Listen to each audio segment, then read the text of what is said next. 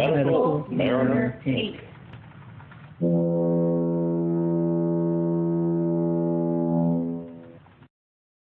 Ladies and gentlemen, coming to you live from our Norfolk studio, home of the Atlantic Fleet, Medical Mariner Inc. Hello and welcome to Medical Mariner Inc. I'm your host, Paul Stewart. This podcast is going to cover my journey in life, some things I have learned. We will talk about medicine, about PA school, about changing careers, about tattoos, and scuba diving, technical diving. Might even talk about skydiving in there, growing things, resilient living, training, anything else that comes to mind. I will attempt to get some folks on here now and then to talk about things with us, and we'll see where this journey goes. Thanks for listening, and now here's today's episode. Hello and welcome to today's episode of Medical Mariner Inc. Today's episode is called Tattoos. We are taking a little bit of a break from all of the medical discussions we've been having. We're going to talk about tattoos somewhat in the general case. I'll discuss my tattoo collection, the guys that put the tattoos on me. We'll talk some about shops and artists that I'm familiar with and know do a good job. And we'll also talk a little bit about what you should look for if you're trying to find a good artist, a good shop, maybe get started in your own tattoo collecting adventure. I got started getting tattooed in 1987, and I got my last tattoo as of this airing in June of 2024. To talk about how many tattoos I actually have, and I actually had to break out a Lundan-Browder chart. That's a device we use in the burn world to calculate the total body surface area of patients with burns. And looks like I'm a little bit over 50% covered if I use that as my measuring device. I actually got my first tattoo in 1987 while I was living in Richmond, Virginia. At that time, this is what I was doing the demolition work that we discussed in a previous episode in Jackson Ward down here. I was in the punk rock scene, had a lot of friends in the punk rock scene at the time. My hair was a little bit different than it is now. It was actually long all over, except for on the right side where I had it shaved over there. Being in the punk rock thing, anarchy was a big thing that everybody thought was cool, and we were painting anarchy symbols everywhere. I would draw them on the side of my head. One day, this guy who was in the scene, he was a little bit older. He was a tattoo artist. His name was David Crazy Ace Daniels. He actually passed away a few years ago, but he grabbed me and pulled me and said, "Man, when are you going to stop doing things like that and get real and get a tattoo up there?" So I applied my excellent 18-year-old critical thinking skills. A few weeks later, I showed up at the shop he and his wife, Lisa, Lady Daniels, were working at over on Southside and Hall Street in Richmond. It was called Creative Design, and Lady ended up putting the tattoo on my head. It was a cartoon character of a little guy crawling out of a hole in my head.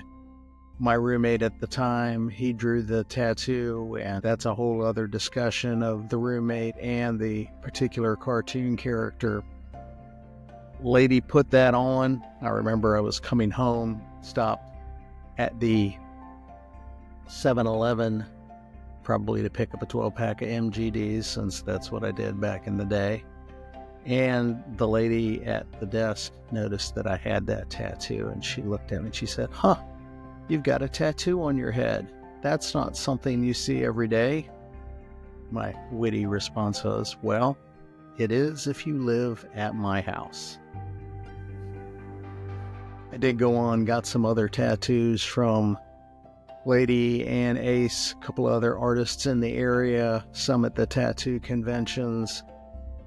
Gilmonte, Randy Adams, some of those guys back in the day. I actually did some security work at tattoo conventions here in Richmond, did one at the Outlaw Biker Tatoo Life magazine convention down in New Orleans, Louisiana. Most of the tattoos I was getting at the time were characters from comic books. I used to be into comic books and things back in the day. And they ended up very piecemeal, very scattered here and there. And folks came to affectionately call the tattoo collection on my back the action figure case. Yeah, it was kind of silly and looked like that. However, fortunately, there are ways you can fix these things. I actually knew a lot of the artists back in the day and did some work on building the living areas in Ace's shop when he opened his own shop, Way Cool Tattoos on Broad Street. That is no longer there. But one of the guys we're going to talk about later was an apprentice there. First time I had a tattoo that took more than one session. You get tattoos that take more than one session when they are large and detailed, and they just take a long time to do. Most tattoo artists don't like working on you for much more than 3 hours at a stretch. That tattoo is a mermaid that goes from my right bicep down onto my right pectoral muscle. That was done by a friend of mine, Joel Illch. At the time I was living in Arlington, Virginia. Joel was initially working at Rick's Tattoos over on Arlington Boulevard, but partway through getting this tattoo done, he moved over to Columbia Pike and opened up his shop, Keepsake Tattoo, there. So he did my mermaid, holding my bosun's anchor. She's really cool. Joel lives in Sarasota, Florida, from what I can gather right now. I have not talked to him in several years. Apparently, he is doing some really cool things, making mobile bars and doing a lot of other different types of artistic work, and I don't think he's doing tattoos anymore. You can look up his current business. It's called Cornerstone and Company. They do lots of interesting restoration and custom building projects. Another tattoo is another mermaid, and she has a Mark V diving helmet with her, and she was done by Bart Willis at Southside Tattoo down in Austin, Texas. I was down in Austin doing some work. I was an IT contractor at the time, and I like to stay at this hotel. It was called the San Jose Hotel. There on Congress Street. When I was in town for my IT contracting, I like to go over to the Continental Club, have a couple of drinks sometimes, maybe do a little bit of dancing while we're over there. Believe it or not, I actually can dance a little bit. I ran into Bart at the bar, and we started talking, and I decided to have him do this tattoo. It's a mermaid. It's on my left rib cage, goes about from my left armpit all the way down onto my left thigh. We actually did that tattoo in 3 sittings. The first one was about 3.5 hours. The next one was probably 3 to 4 hours. And then the last one was a good solid 8 hours. It was ridiculously long, but we got it done. I remember at the end of the day, once we were done with that long sitting, we were over at the Continental Club, and Bart was shaking his hand, and I just looked down like, don't even. The chest piece I have now that goes from my chest onto my abdomen was how I got introduced to Chance Kenyon and all of the folks associated with Jack Brown's Tattoo Revival down on Princess Anne Street in Fredericksburg, Virginia. Most of the folks I knew in the industry were not in the area where I was at the time. I was living in Prince William County, Virginia, when I started coming down to Fredericksburg to look for a good shop. I actually stopped in several at the time, and Chance was the only one who I could tell was very serious about it. He went ahead, wanted to take a deposit,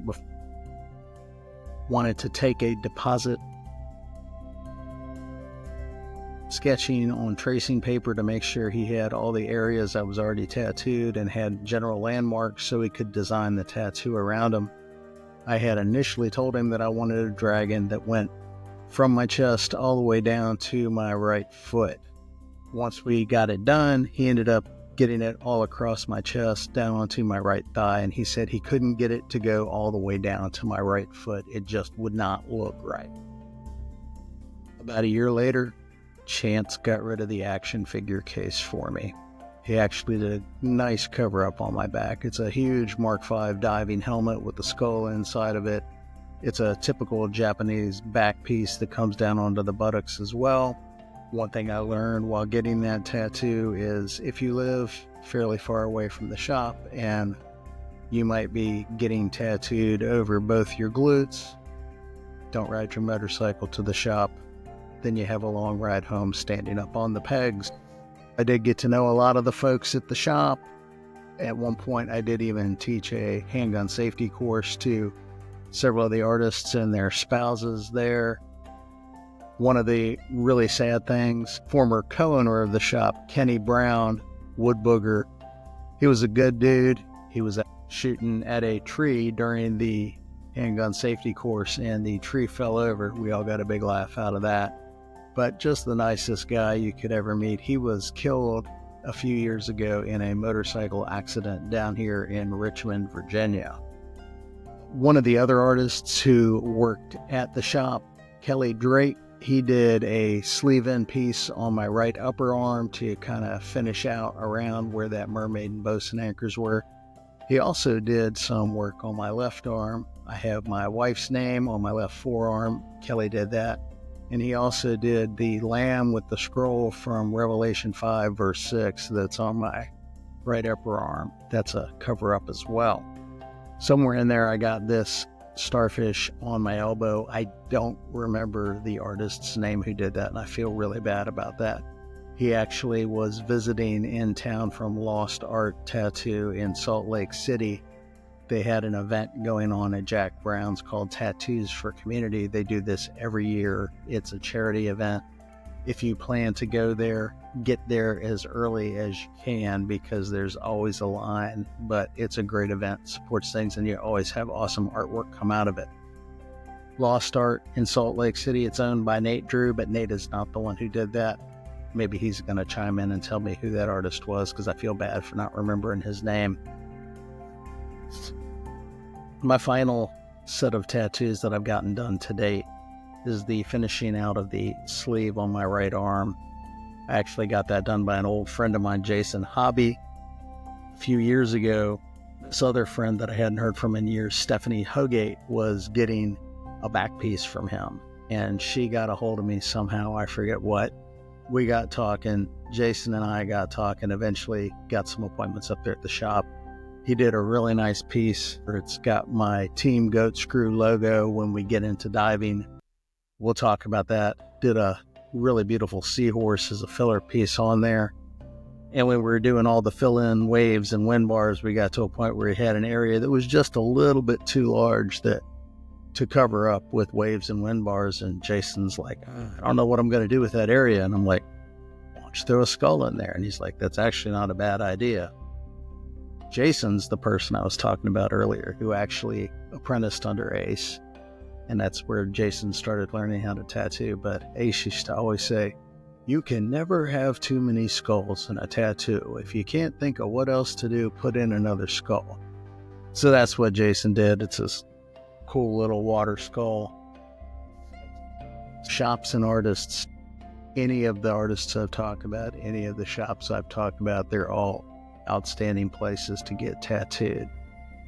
Classic Tattoo, Absolute Art Tattoo. If you're in Richmond, Virginia, they've got great artists there besides Jason. Jack Brown's Tattoo Revival up in Fredericksburg, they've got a lot of great artists that are still turning out fantastic work there.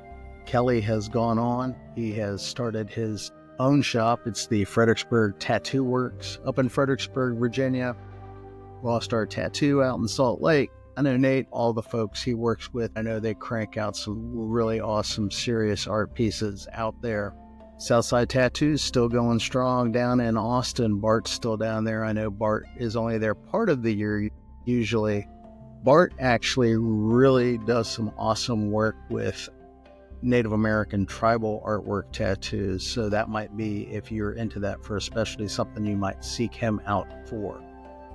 There's lots of other great shops out there, I'm sure. I just haven't met the people personally. I don't know the quality of their work. I don't know how good the shop is, so I'm not going to go ahead and recommend someone unless I know them personally and know the quality of the things they are turning out. So let's go to talking about How do you find a good shop, a good artist? What are you looking for if you have no idea what you are thinking about doing for your first tattoo, and if this is something you're new to? Any good shop you go into, it's going to be neat, it's going to be clean. It might be in an interesting neighborhood. Some tattoo shops are.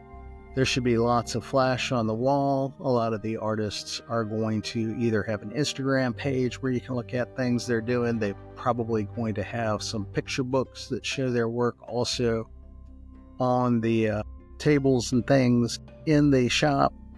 They're also probably going to have a lot of outline pieces up around their workstation so you can see what they can do when they actually come up with something and draw something or take something and modify it off the wall.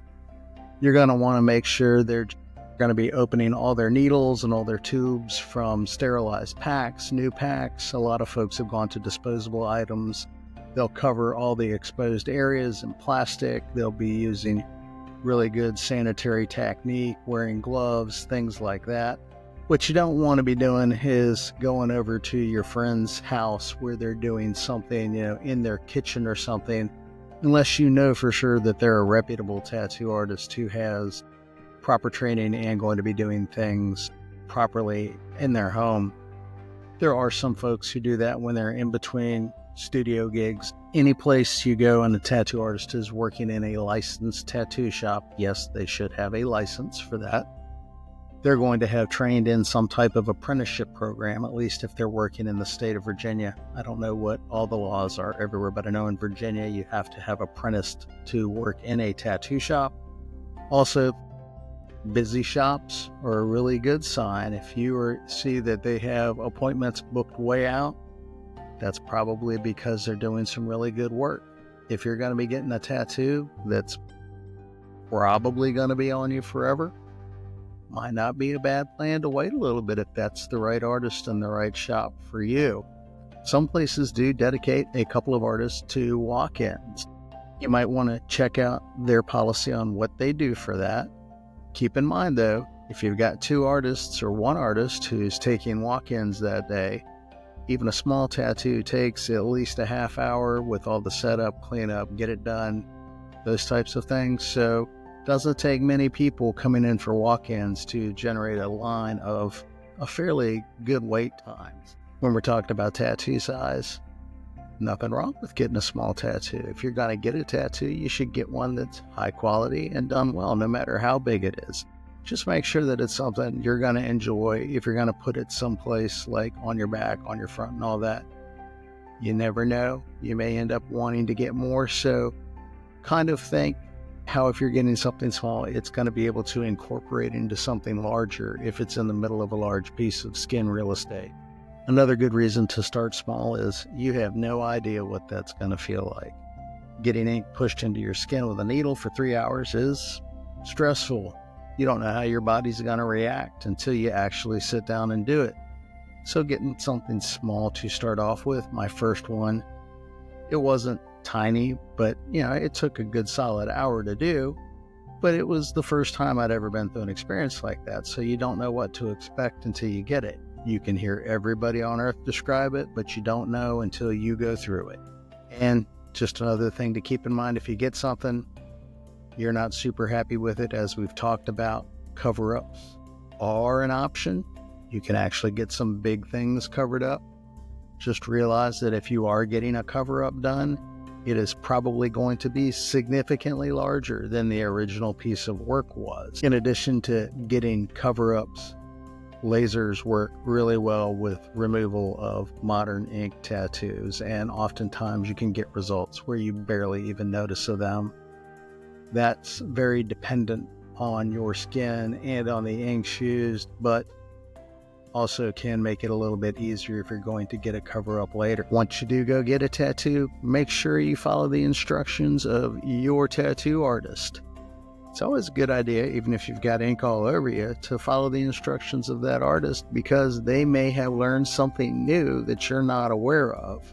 They may know some new salve that's come out recently that does really good things and it helps with the healing process.